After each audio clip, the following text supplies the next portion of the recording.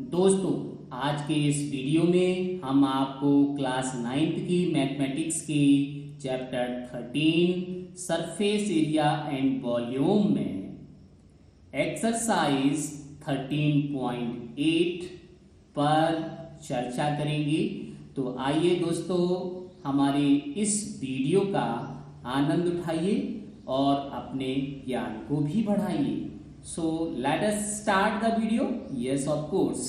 So dear, in this exercise, we will learn how to find the volume of sphere. So here is the formula to find the volume of sphere, that is 4 by 3 pi r cube. And similarly, volume of hemisphere equal to 2 by 3 pi r cube. This is the just half of the volume of sphere. So now dear, here is the first question of exercise 13.8, that is find the amount of water displaced by a solid spherical ball of diameter is 28 centimeter. So enjoy the solution of this question. का मतलब है एक sphere आपका जो है ना solid sphere spherical ball, वो आपकी किसी वेसल में डाल दिया गया जिसमें पानी भरा हुआ है। तो जब आप उसको पानी में डालेंगे तो कितना पानी वो डिस्प्लेस कर देगा, पानी बाहर निकाल देगा, ये पूछ रहा है। तो आराम से बता सकते हैं। सो first of all you will write here that the question number 2 and the diameter is given here, diameter of spherical ball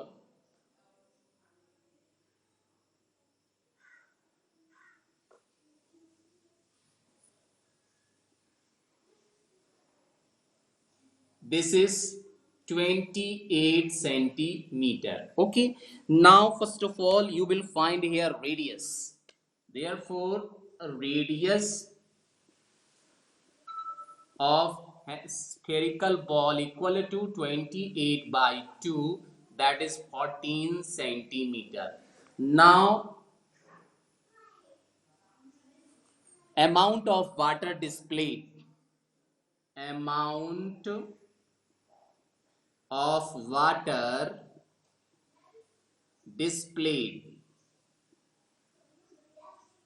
displaced आपका हो जाएगा equal to volume of sphere. कितना पानी आपका डिस्प्लेस होगा, जितना वॉल्यूम होगा स्फीयर का।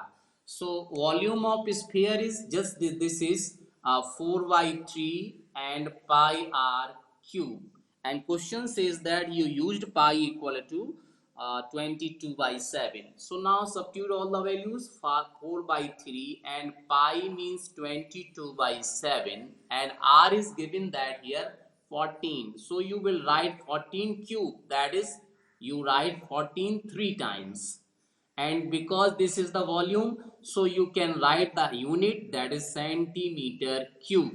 Otherwise you can write here cubic centimeter. तो इसमें से कुछ भी लिख सकते हैं। Now here you can say that this is 3 7 1 जा 7 7 2 जा 14, और आपका यहाँ पे कुछ कैंसिल होगा नहीं, तो आप इस सबको मल्टीप्लाई करेंगे। तो मल्टीप्लाई करने से आपका जो यहाँ पे न्यूमरेटर में आएगा वो आपका आएगा 344 and 96 and divide by 3 centimetre cube. अब आपको इसे डिवाइड भी करना है, तो डिवाइड करेंगे 3 से, तो आसान है। 3 से जब आप डिवाइड करेंगे तो ये आपका आ जाएगा 11498 एंड 2 रिमाइंडर बचेगा आपका, तो आप इसे 2 by 3 लिख सकते हो सेंटीमीटर क्यूब, या फिर इसे 11,498.6666 भी लिख सकते हो। Now next question, the diameter of the moon is approximately 1/4 of the diameter of the earth. What fraction of the volume of the earth is the volume of the moon? तो यहाँ पे दोस्तों हमें पता करना है कि volume of earth and volume of moon का रेशियो क्या है. So first of all we will find here volume of earth, and after that the volume of moon, and then we will find the ratio of these volume. So let us enjoy the solution of this question. तो सबसे पहले आपको क्या करना है, you will take here let the diameter of earth equal to 2r. हमने इसको 2r ले लिया, ठीक है. डायमीटर है ना, हाफ करना पड़ेगा, इसलिए मैंने इसे 2r लिया ताकि हाफ करने में आसानी, कैलकुलेशन आसान हो जाए. देयरफॉर रेडियस कितना हो जाएगा, रेडियस इक्वल टू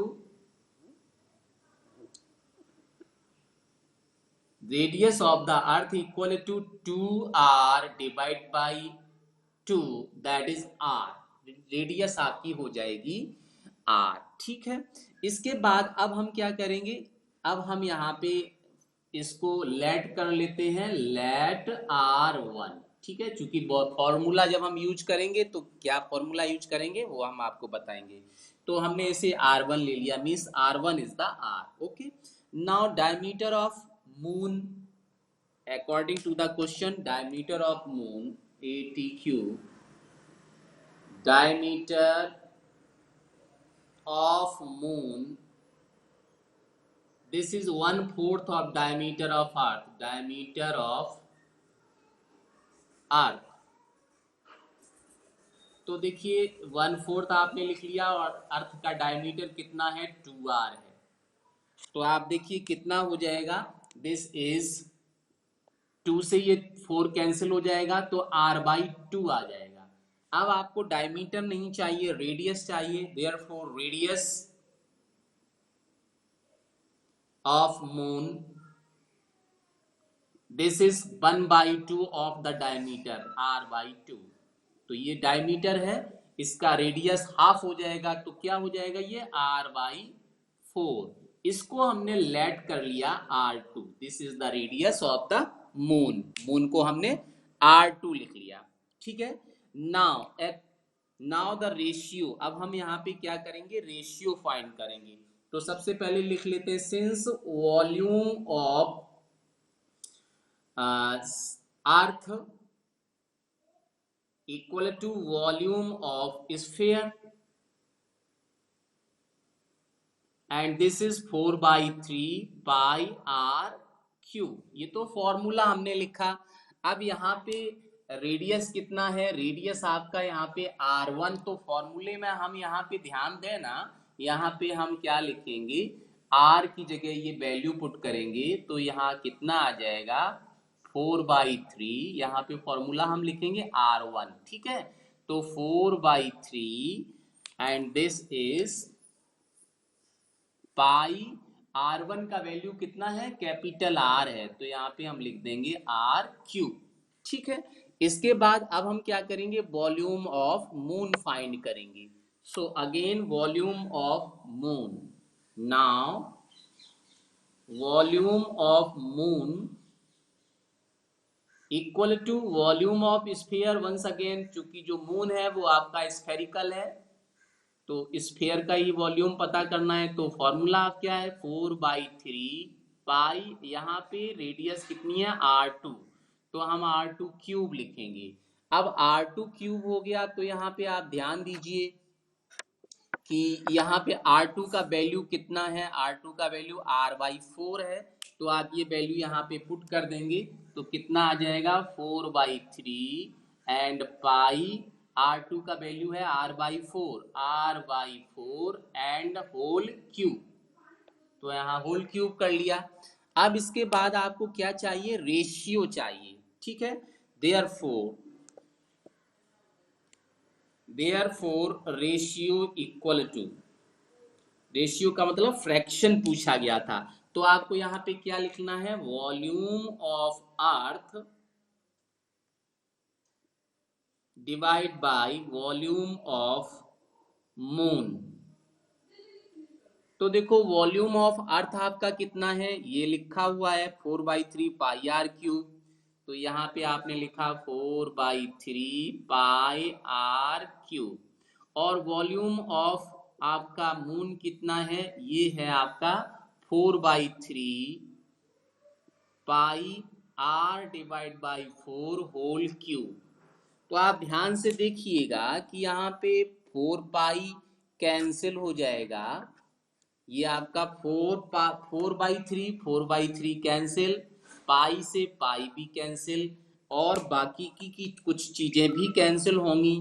तो आप देखो यहाँ पे आर क्यूब तो ऐसे ही रहेगा, और यहाँ पे जब इसका ब्रैकेट ऑपरेट करेंगे तो ये भी हो जाएगा आर क्यूब एंड 4 क्यूब, यहाँ पे आएगा 4 क्यूब, और ये 4 क्यूब कहाँ चला जाएगा, न्यूमरेटर में जाएगा, ऊपर टॉप पर। तो ये आपका हो जाएगा R cube divide by R cube and it is 64। सो 4 क्यूब कितना होता है, 4 इंटू 4 इंटू 4 दैट इज 64। तो यहाँ पे आपका ये आर क्यूब भी कैंसिल हो गया। अब आपका बचा कितना बचा, ओनली 64 और डिनोमिनेटर में क्या बचेगा, केवल 1। तो फ्रैक्शन आपसे पूछा गया था, तो रिक्वायर्ड पे ही फ्रैक्शन हो जाएगा। तो आप देखिएगा कि यहाँ पे लिखा हुआ था volume of earth is to the volume of moon, तो आपका ये आंसर हो गया 64/1, है ना। तो यहाँ पे आप लिखेंगे 64:1। और अगर आपसे यहाँ पे ये पूछ लिया जाए volume of moon divide by volume of अर्थ, तो ये हो जाएगा 1/64। 1 आपका पहले आ जाएगा, 64 बाद में हो जाएगा। तो ये आपका होगा required ratio, required fraction. Okay, अब यहाँ पे देखिए क्वेश्चन में आप पता क्या करोगे, आपको वैसे लिखना क्या चाहिए, ये 64:1 लिखना चाहिए या 1:64, तो वो आप यहाँ क्वेश्चन से समझ पाएंगे। क्वेश्चन में आपका क्या दिया, डायमीटर ऑफ मून, मून पहले लिखा हुआ है। अगर डायमीटर ऑफ मून पहले दिया हुआ है तो आप मून का डायमीटर वॉल्यूम टॉप पे रखेंगे और अर्थ का नीचे, तो आप यहाँ पे चेंज कर देंगे। देयरफॉर फाइनल आंसर आपका यहाँ पे हो जाएगा, इसको रफ कर लेते हैं।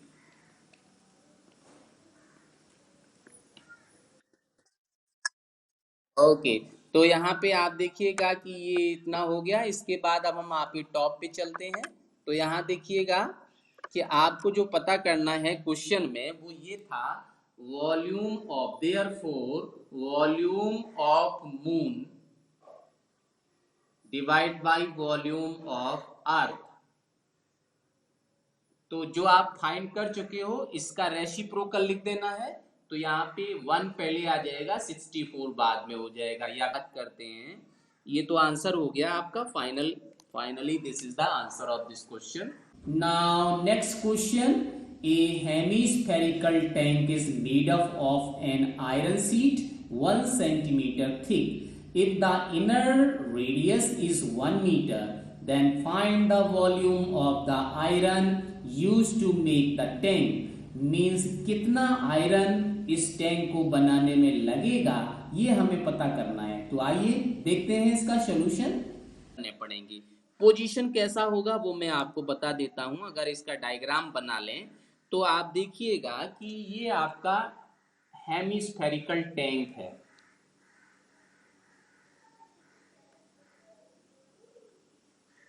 और इसमें आपका जो आयरन सीट लगा हुआ है वो इस तरह से लगाया गया है। इतना मोटा आपका आयरन सीट है,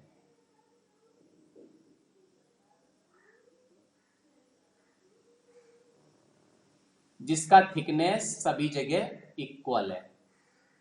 ये आयरन सीट लगा हुआ है,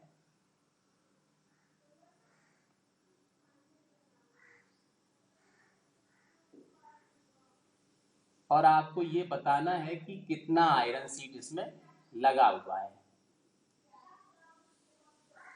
तो आप देखेंगे कि यहां से लेकर यहां तक जो आपका ये है, सेंटर से लेकर ये आर है आपका, और सेंटर से लेकर जो आपका दूसरा है part,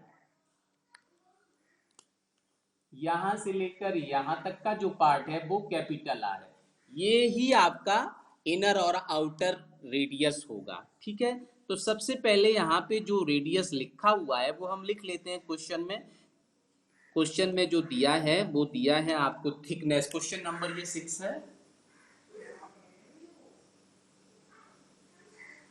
thickness of sheet, this is given that 1 centimeter, and inner radius of tank, this is given that 1 meter। अब सबसे पहले आप यहीं पे ध्यान दीजिए कि यूनिट 1 मीटर और सेंटीमीटर है, ये सभी कुछ एक ही रेशियो में होना चाहिए, एक ही यूनिट में होना चाहिए। तो इसे कन्वर्ट कर लीजिए, मीटर को सेंटीमीटर में या फिर सेंटीमीटर को मीटर में कन्वर्ट कर दीजिए। तो यहाँ पे हम क्या करते हैं, 1 सेंटीमीटर को मीटर में कन्वर्ट कर लेते हैं। तो आप देखिए क्या हो जाएगा, दिस इज, क्या करना पड़ेगा मीटर में कन्वर्ट करने के लिए, 100 से डिवाइड करेंगे तो 1/100। अब ये मीटर हो गया, इसको आप लिख सकते हो 0.01 मीटर। ठीक है, तो ये तो आपका जो इनर रेडियस है ये आपका है क्या, स्मॉल आर। अब आप लिखेंगे यहां आउटर रेडियस। आउटर रेडियस में ये थिकनेस आपकी ऐड हो जाएगी, और ये थिकनेस कितनी है, 0.01। Outer radius of tank, this is 1 plus 0.01 metre, तो ये कितना हो जाएगा, 1.01 मीटर। ये क्या हो गया, कैपिटल आर का वैल्यू हो गया। ये रेडियस जो है वो आउटर रेडियस हो गई। अब आपको पता करना है कि यहाँ पे शीट कितनी लगी हुई है, केवल ये पार्ट छूट जाएगा। तो कैसे पता करोगे, तो आप डायरेक्ट यहाँ लिख सकते हो volume of iron used. Now volume of iron used equal to, क्या करना है, आप यहाँ पे दो तरह से, पहले क्या करेंगे, आप ये वॉल्यूम निकालेंगे, volume of the hemispherical ball, और फिर आप निकालेंगे volume of hemispherical ball with outer radius, है ना। तो आप डायरेक्ट ही यहाँ अलग अलग मत निकालिए, सीधा लिखिए। कैसे लिखोगे, वॉल्यूम ऑफ हेमिस्फीयर क्या होता है, 2/3 पाई आर क्यूब। तो यहाँ पे आप 2/3 लिख लीजिए, पाई लिख लेंगे, और आर आपके पास दो हैं, एक स्मॉल एक कैपिटल, तो आप इसे ऐसे लिखोगे R cube minus R cube. ठीक है, तो यहाँ पे क्या हो जाएगा, इस आयरन का वॉल्यूम आपको मिल जाएगा, ये पार्ट माइनस हो गया। क्या करेंगे, पहले हम पूरा वॉल्यूम निकालेंगे और फिर ये वाला वॉल्यूम माइनस कर देंगे जो इसके इनर साइड में है, तो इतना बच जाएगा जो आपका ये मोटाई है। तो वही चीज हमने यहाँ पे ये फॉर्मूला यूज कर लिया। अब आपको क्या करना है, सभी वैल्यूज पुट कर देना है। तो 2/3 पाई मीन्स 22/7, और आर देखेंगे तो आर आपका कितना है, कैपिटल आर है 1.01, यहाँ पे है 1.01, और उसका भी क्या है, क्यूब, तो आप क्यूब करेंगे, माइनस आर, यहाँ पे स्मॉल आर कितना है, स्मॉल आर आप देखिए तो यहाँ 1 मीटर है, तो आप यहाँ लिखेंगे 1 क्यूब, और यहाँ पे ब्रैकेट आप चेंज कर दीजिए। ठीक है, तो अब इसे सॉल्व करना है आपको। Now requirement of simplification. Okay, so what to do, yes, तो आप देखो यहाँ पे कुछ कैंसिल तो हो नहीं रहा है, तो ये तो हो गया 44, 22 जा 44 एंड 3 7 जा 21। Okay, and here cube of this number 1.01 है ना। तो आपने इसका शॉर्टकट मेथड पढ़ा ही है कि इसका क्यूब कितना हो जाएगा, क्यूब कर सकते हो 1 पॉइंट, आपका देखिए इतना आ जाएगा 1.0300301। ठीक है, तो यहाँ पे सिंपली आप देख सकते हो कितने डिजिट हैं, 1 2 3 है ना, तो 1 2 3 है तो 3 तक आपको लिखना है, 3 है ना, और उसके बाद ये आपका क्यूब हो जाएगा, और इसके बाद फिर आपको क्या करना है, अब आप क्या करेंगे कि यहाँ पे इसका क्यूब, 1 का क्यूब तो 1 ही होता है, तो ये -1 आपने लिख लिया। अब देखो होल नंबर 1 है और यहाँ भी होल नंबर 1 है, ये सब्ट्रैक्ट कर देंगे, तो कितना आएगा 44 डिवाइड बाई 21 इंटू, अब आपका ये रह जाएगा 0.030301, चूंकि 1 में से 1 माइनस कर लेंगे तो कुछ नहीं बचेगा, केवल डेसिमल नंबर बच जाएगा। ठीक है, अब इसको जब आप सॉल्व करेंगे, मल्टीप्लाई करेंगे पूरा, तो पूरा पहले क्या करना पड़ेगा, मल्टीप्लाई करेंगे और फिर इसको 21 से डिवाइड करेंगे। तो डिवाइड करने से ये आपका टोटल कैलकुलेशन आ जाएगा 0.6348, 0.6348, और ये क्या चल रहा है, ये सब मीटर में है, तो आप लिखेंगे मीटर क्यूब। इतना आपका जो है ना, अभी ये डेसिमल में है तो आप डेसिमल का नंबर जो होता है वो अप्रॉक्स जरूर लिखेंगे, क्योंकि ये पूरा कैंसिल नहीं होता है। अभी जब आप डिवाइड करोगे 21 से तो ये कंटिन्यू चलता रहेगा, तो यहाँ पे लिखोगे आप अप्रॉक्स, लगभग इतना आंसर आपका आ जाएगा, इतना आपका वॉल्यूम हो जाएगा, इतना आयरन का जो आयरन लगा हुआ है, इतना आयरन आपको चाहिए। तो यही इसका आंसर हो गया। फाइनली आप यहाँ पे लिख सकते हो, this is the answer of this question. तो ये आपका आंसर है, रिक्वायर्ड आयरन इज 0.63। यहाँ पे एक डेसिमल देखिए ज्यादा है यहाँ पे, तो यहाँ पे एक मैंने डेसिमल छोड़ दिया है, यहाँ पे एक डेसिमल और आएगा, ये आपका होगा 0.0063, इतना आपका आंसर आएगा। तो this is the final answer of this question. ठीक है, तो इस तरह से हम किसी भी, इसको होलो हेमिस्फीयर बोलते हैं, खोखला, ठीक है, तो उसके लिए ये फॉर्मूला यूज करेंगे, याद रखिए 2/3 पाई, और यहाँ डबल रेडियस है तो r cube minus R cube, इस कैपिटल आर क्यूब, कैपिटल का मतलब जो वैल्यू बड़ा होगा, तो बड़ा वैल्यू यहाँ पे 1.01, और स्मॉलर वैल्यू ये तो स्मॉलर आर लिख दिया। अब आपको केवल सॉल्व। दोस्तों बने रहिए आप हमारी इस वीडियो में अंत तक। And here is the next question, find the volume of A sphere whose surface area is 154 centimeter square. Means when surface area is given, then how can we find the volume of sphere? So let us enjoy. इसका volume बताओ क्या होगा। तो ठीक है, आप यहाँ पे सबसे पहले गिवन लिख लो, since curve surface area of, किसका दिया, स्फीयर का, of sphere equal to 154 centimetre square, ये आपको दिया हुआ है, और वॉल्यूम आपसे पूछ लिया है, volume of sphere equal to required. तो चलिए कैसे सोल्यूशन करेंगे।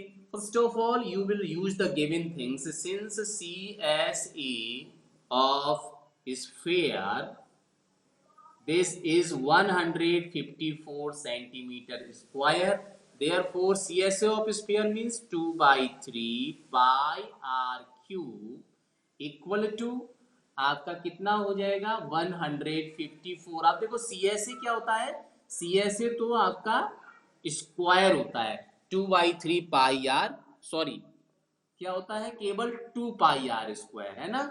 CSA total curve surface area of sphere होता है 4 पाई आर स्क्वायर, और यहाँ पे सॉरी यहाँ स्फीयर ही है तो यहाँ भी आपको 4 पाई आर स्क्वायर ही लिखना है, 4 pi R square equal to 154 centimetre square. अब इसे सॉल्व करना है, so R square is required, now you transpose all these two things, इधर ट्रांसपोज कर दीजिए, तो 154 डिवाइड बाई 4 पाई, पाई का वैल्यू पुट करेंगे तो 154 इंटू 4 एंड इंटू 22/7, ये 7 तो चला जाएगा न्यूमरेटर में, तो हो जाएगा 154 इंटू 7 डिवाइड बाई 4 इंटू 22। अब देखिए ये कैंसिल हो जा रहा है डायरेक्टली, 22 1 जा 22 एंड 22 7 जा 154 होता है, तो यहाँ पे आपका हो गया कितना 7 इंटू 7/4, इसको आप क्या लिख सकते हो 7/2 होल स्क्वायर, क्योंकि 7 इंटू 7 49 होता है, 49 आप किसका 7 का स्क्वायर लिख सकते हो, और 4 लिखा है तो 4 क्या लिख सकते हो 2 का स्क्वायर। अब आप स्क्वायर यहाँ भी है, स्क्वायर यहाँ भी है, कंपेयर कर लीजिए, taking square root both side, then we will get here r equal to 7/2 centimeter.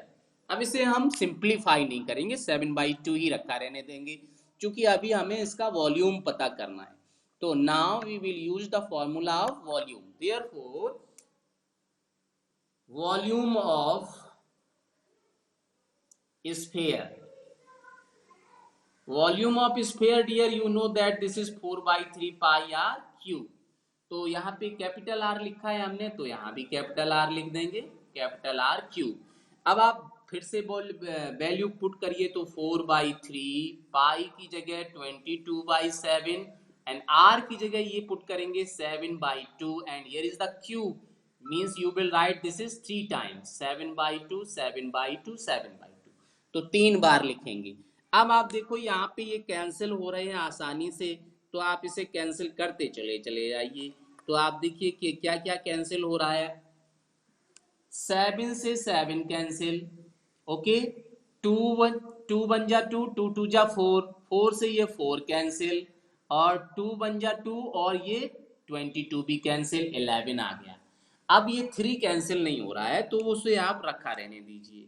तो यहाँ पे क्या आ जाएगा, ये कितना बचा, 11 और 7 और 7, तो ये हो गया 11 इंटू 7/3, और ये क्या है, वॉल्यूम, तो क्या लिखेंगे, सेंटीमीटर क्यूब।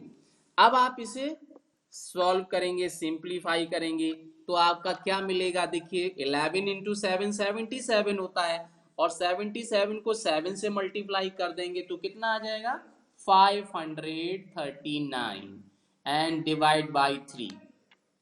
अब 3 से भी इसे डिवाइड कर लो तो कितना आ जाएगा, दिस इज 3 1 जा 3 एंड 3 7 जा ये 7 9 और रिमाइंडर आएगा 2, तो आप 2/3 लिख दीजिए।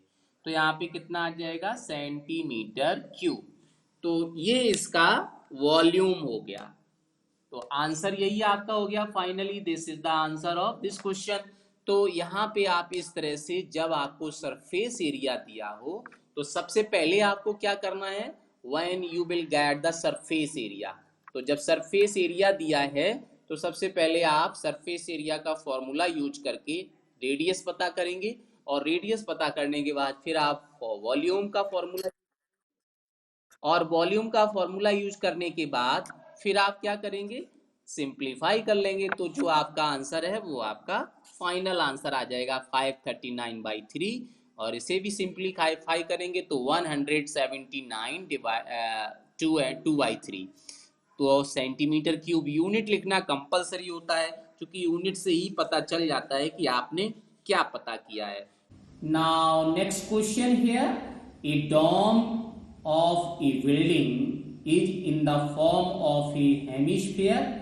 From inside it was whitewashed at the cost of rupees 498.96 rupees. If the cost of whitewashing is rupees 2 per square meter, find the number 1 inside surface area of the dome and number 2 volume of the air inside the dome. So let us enjoy the solution of this question. Cost of whitewashing, total cost of whitewashing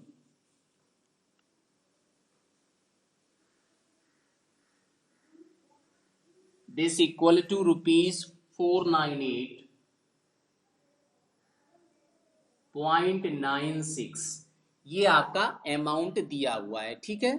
तो जो ये amount दिया है वो हमने लिख लिया, ये टोटल कॉस्ट दिया है वाइट वॉशिंग का, तो वो हमने लिख लिया। और यहाँ पे पर स्क्वायर मीटर भी कॉस्ट दिया है, cost of per meter square, cost of white washing 1 meter square equal to ₹2। 1 meter का इतना खर्च है। तो अब आपको यहाँ से बहुत आसानी से, आप वाइट वॉशिंग कहाँ पर होता है, सरफेस पर, तो कितने सरफेस को वाइट वॉश किया गया है, मींस एरिया, तो आप एरिया पता कर सकते हैं यहाँ आसानी से। कैसे, तो आप यहाँ पे लिखेंगे एरिया इक्वल टू एरिया का मतलब क्या होता है? Surface area. Surface area equal to total cost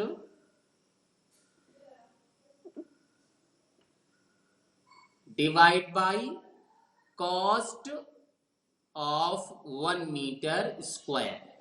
तो आप देखिए यहाँ पे टोटल कॉस्ट कितना है, ₹498.96 एंड डिवाइड बाई 2.0 का मतलब केवल 2 लिख लो, तो ये रुपीस से रुपीस कैंसिल और इसका ठीक हाफ हो जाएगा। तो कितना हाफ हो जाएगा? ये हो जाएगा दिस इज 249.48 और ये क्या है? मीटर स्क्वायर का ये दिया हुआ है, जो एक्सपेंडिचर दिया है पर मीटर स्क्वायर।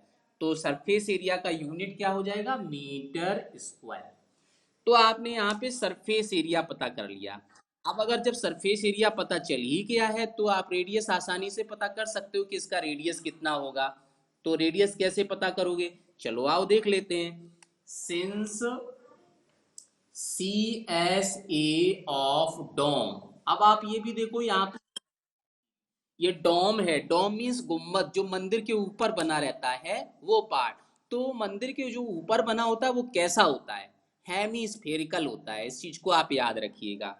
तो हेमी स्फेयर का आपको सरफेस एरिया का फॉर्मूला लिखना है, equal to CSA of hemisphere. क्योंकि जो डोम होता है वो हेमीस्फेरिकल होता है और हेमीस्फेयर का CSA कितना होता है? 2πr²। ठीक है। अब यहां पे CSA ऑफ डोम अभी अभी आपने निकाला, ये कितना है? 249.48 और यहाँ पे क्या हो जाएगा? 2πr²।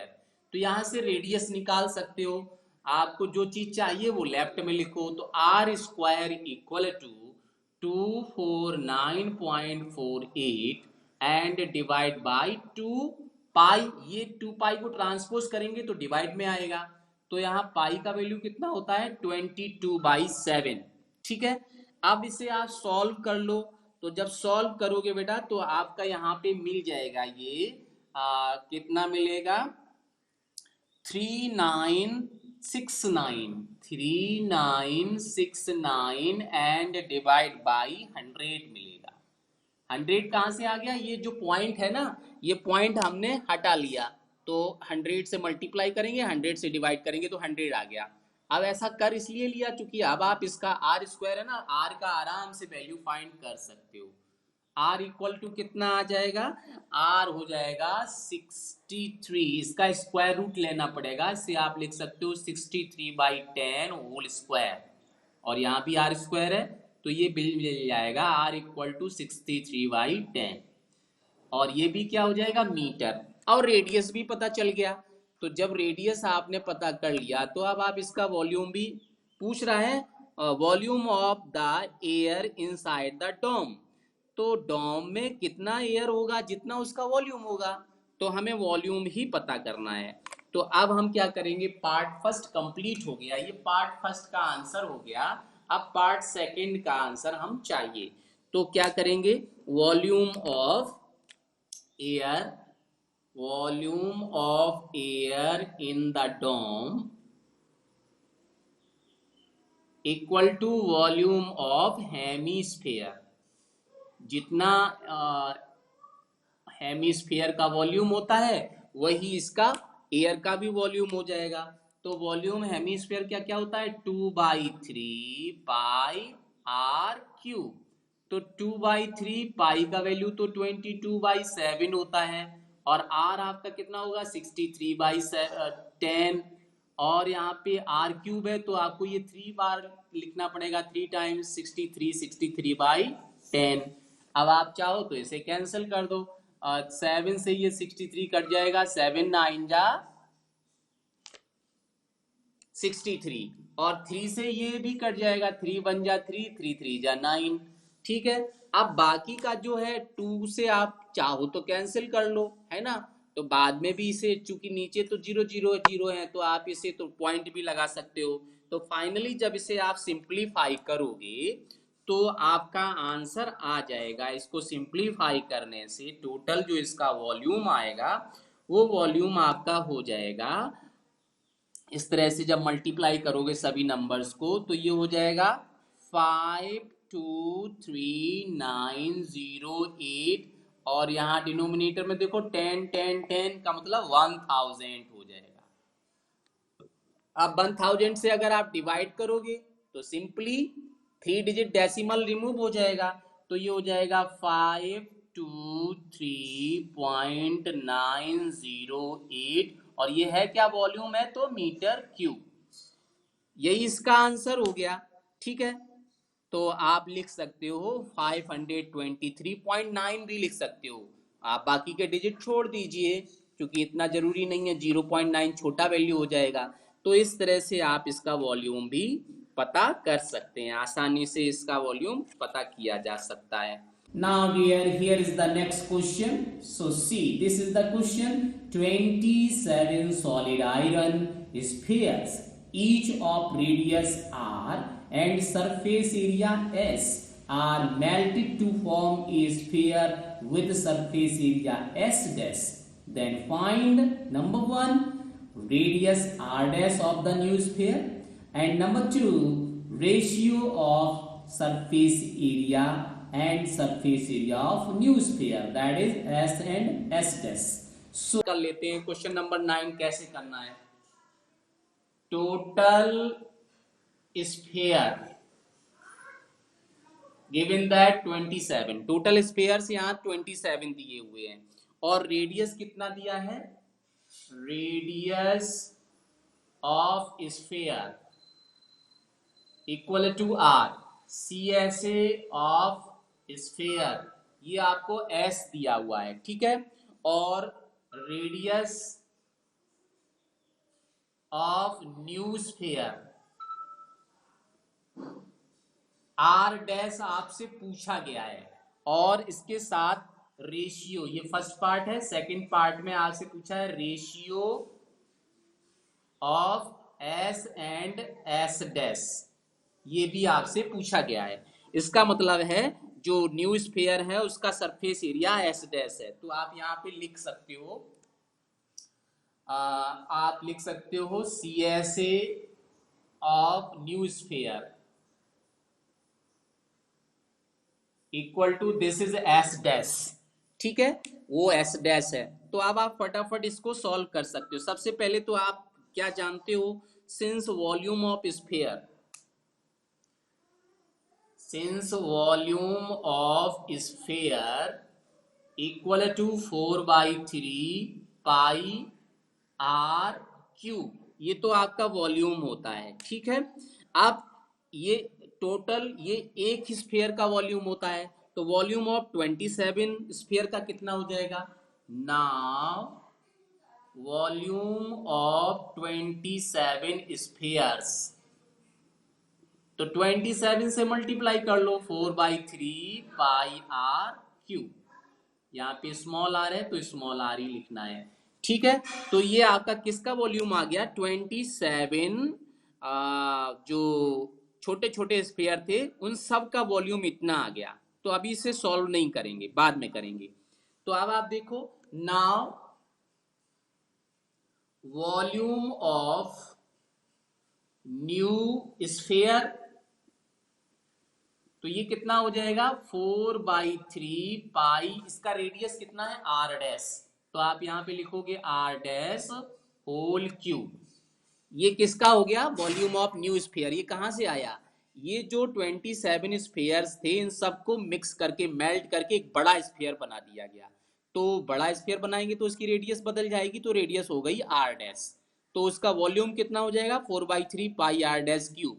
अब according to the question, question ने क्या कहा था, क्वेश्चन सेज दैट कि जो 27 का वॉल्यूम है वो इस वॉल्यूम के इक्वल होगा, that is 4/3 pi r dash cube equal to 27 and 4/3 pi r cube. ठीक है, ये दोनों वॉल्यूम इक्वल होंगे, क्योंकि इसी वॉल्यूम से ये नया स्फीयर बनाया गया है। तो अब आप देखिए यहाँ पे ध्यान से कि 4/3 से 4/3 कैंसिल, पाई से पाई भी कैंसिल, ठीक है। तो यहाँ पे आ गया आपका R dash cube equal to 27r³ और इसे आप क्या लिख सकते हो 3r होल क्यूब, क्योंकि 3 पे पावर 3 का वैल्यू कितना होता है 27, 3 × 3 × 3 कितना हुआ 27 और r तो क्यूब था ही, तो इसे हमने एक ब्रैकेट में लिख के ये कर लिया। अब आप कंपेयर करो तो पावर से पावर कैंसिल हो जाएगी, means taking cube root. Cube root जब आप लेंगे तो r डैश का वैल्यू आ जाएगा 3r। तो ये आपका क्या हो गया, ये फर्स्ट क्वेश्चन का आंसर हो गया। क्योंकि आपसे पूछा था कि आप इसका रेडियस बताओ, तो रेडियस कितना आ गया 3r आ गया। अब आपसे और क्या पूछा गया है, अब आपको पूछा गया है कि इसका रेशियो बताओ। तो आप सबसे पहले हमको ये बताइए, सेकंड पार्ट स्टार्ट करते हैं। सेकंड पार्ट में आपसे पूछा गया है CSA of sphere, means S का वैल्यू कितना हो जाएगा, ये तो स्फीयर है तो 4 पाई, रेडियस इसका कितना है r², ठीक है ओके। अब CSA ऑफ न्यू स्फीयर बताइए। तो CSA ऑफ न्यू स्फीयर आप लिखिए यहाँ पे, CSA of new sphere, CSA of new sphere वो भी कितना होगा 4 पाई r, न्यू स्फीयर का रेडियस कितना है r डैश और उसका भी क्या स्क्वायर। तो आप देखो यहाँ पे अभी आपने r डैश का वैल्यू फाइंड किया है, देखिए कितना है 3r², ये यहाँ पे पुट करो तो 4 पाई और ये वैल्यू हो जाएगा 3r होल स्क्वायर, ठीक है। अभी हम इसे सॉल्व नहीं करेंगे, अब हम रेशियो निकाल लेते हैं जो हमसे पूछा गया। Now S upon S dash, यही चीज तो आपसे पूछी है कि इसका रेशियो बताइए। हाँ, तो अब आप वैल्यू को पुट कर देंगे।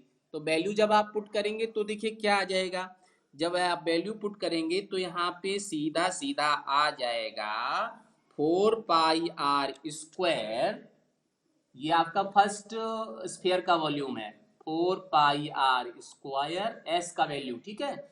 फिर S डैश का वैल्यू, ये आपका किसका है S डैश का value, CSA of new sphere, और CSA ऑफ न्यू स्फीयर कितना दिया S डैश, तो S डैश आपका कितना है 4 पाई, तो यहाँ पे लिखिए 4 पाई और 3r² होल स्क्वायर, ठीक है। तो देखो आप यहाँ पे ध्यान से कि आपका बहुत कुछ कैंसिल हो गया, 4 से 4 कैंसिल, पाई से पाई कैंसिल, और कुछ और भी कैंसिल होगा। इसे सॉल्व करो जरा, तो क्या हो जाएगा ध्यान दीजिए। इसे जब आप सॉल्व करेंगे तो r², 3 का स्क्वायर कितना 9 और r का स्क्वायर कितना r², तो यहाँ पे r² भी कैंसिल हो गया, r² बन जा r², टू जा सॉरी बन जा r², तो कितना आ जाएगा 1 और 9, ये हो गया 1/9।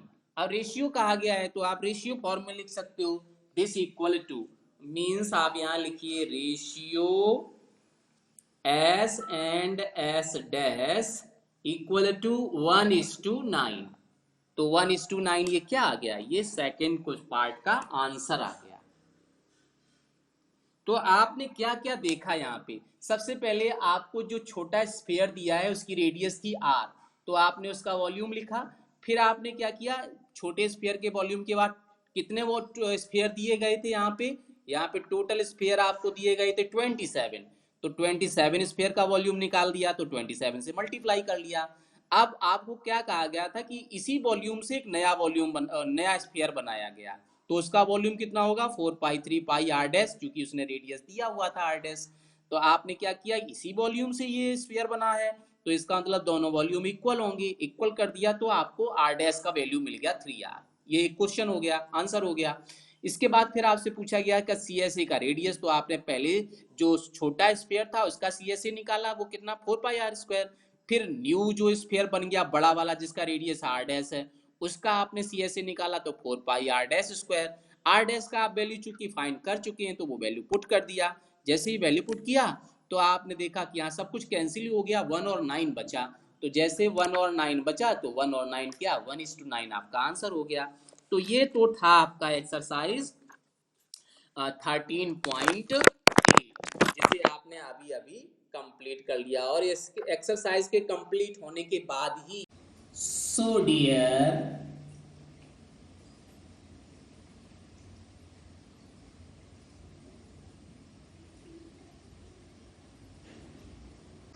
तो दोस्तों हमारा ये वीडियो अंत तक देखने के लिए आपका बहुत बहुत धन्यवाद, हृदय से धन्यवाद।